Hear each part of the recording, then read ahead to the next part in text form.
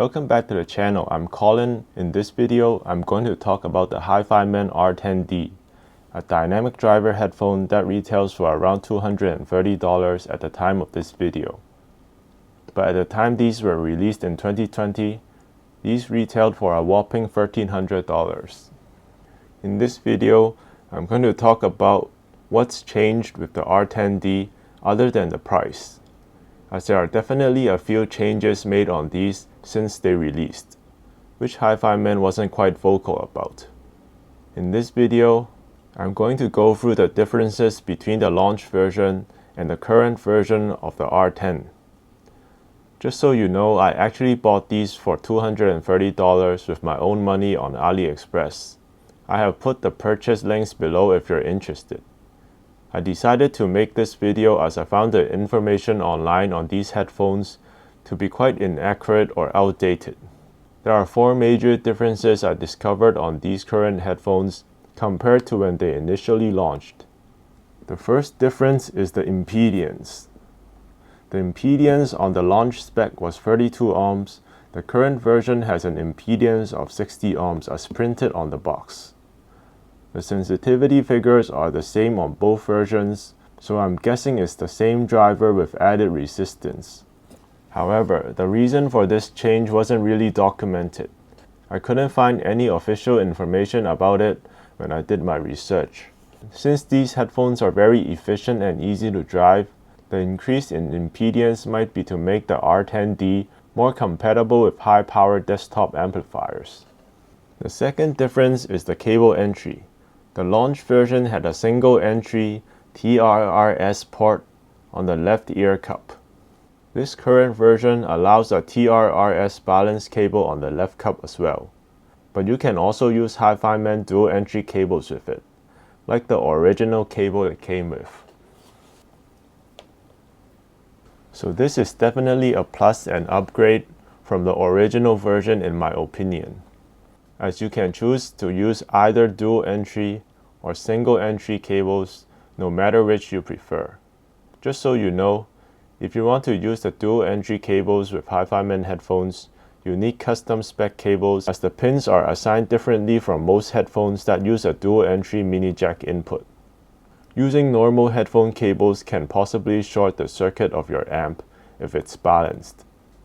The third difference is the headband and the ear pad material.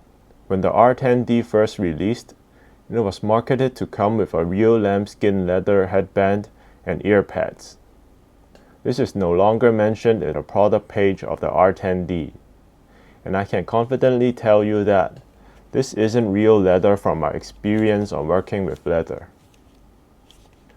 You can see that the headband material is clearly different from the photos when it first launched. I think this cost-cutting measure is understandable, as the current version sells for less than 20% of the launch version. But I think Hifiman should provide customers with more transparency, with more detailed spec sheets and product descriptions. In fact, the box my R10 came with still states it comes with a lambskin leather headband, which is just misinformation. I'm not sure when the change occurred exactly, but this isn't lambskin. The fourth difference is on accessories. This is what the current R10D comes with: the headphones, cable, silica gel, QC card, and the silicone band. And this is what the original came with.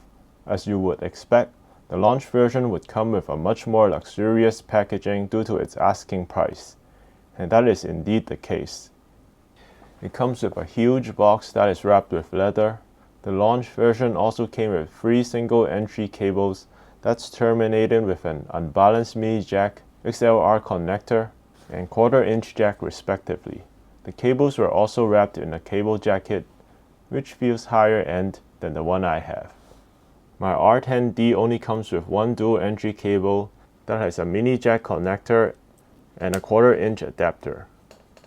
No fancy cable jackets, just a fairly normal headphone cable. The launch version also comes with the Blue Mini Bluetooth receiver from Hifiman. If you want the Blue Mini on the current version, it will be an additional $100. I just bought the wired version as I'm not planning to use these as wireless headphones.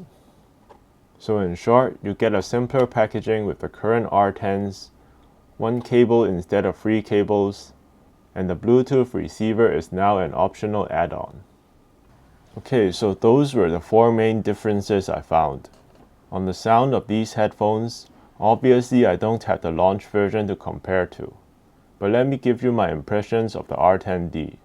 It's a fun sounding headphone with a thick and full mid-bass. The vocals are also tuned to be slightly forward sounding on these. Soundstage is actually surprisingly wide and deep for a close pair of headphones.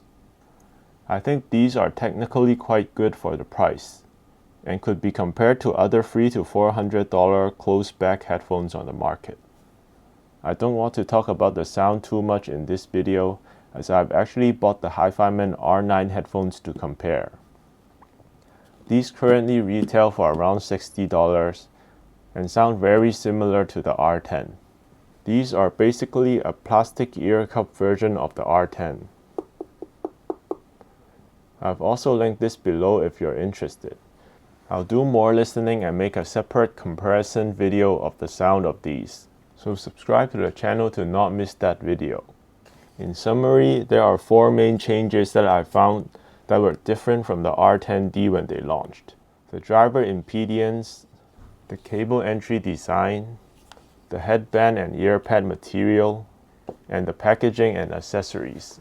There may actually be more, as Hifiman isn't quite transparent about these things, and it can be really confusing for those that are looking to purchase these. I hope they can really communicate the changes made in between product cycles to customers. So this is the end of the video. I hope you found it useful. Let me know in the comments if you have any experience with the R9 or R10.